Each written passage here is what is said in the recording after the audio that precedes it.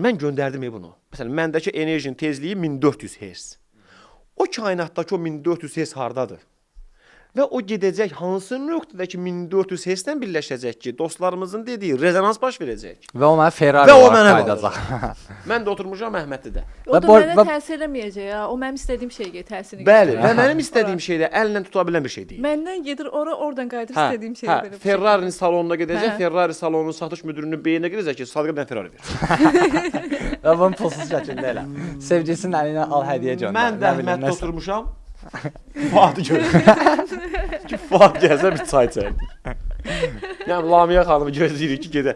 Siz, yəni, ona görə mümkün, məncə ata suala cavab tapdıq. Məsələn, tamam, hər şeylə razılaşdıq. Düşüncə gücü var, yayırıq, yəni, bunları qəbul etsək, ki, etmirəm, etsək. Bu evren milyardlarla qalaq, trilyonlar. Hələ bilmədiyimiz qaranlıq enerji, bildiyimiz 27%-dir. Bilmədiyimiz 73%-dir bizim dark enerji, dark matter, qaranlıq maddə, qaranlıq enerji. Bəs bu bildiyimiz 27%-dir. Və bu 73-ü neynədik biz? Beyində gedən bu qədər problemlər, düzdürmü? Psixoloji analizlər,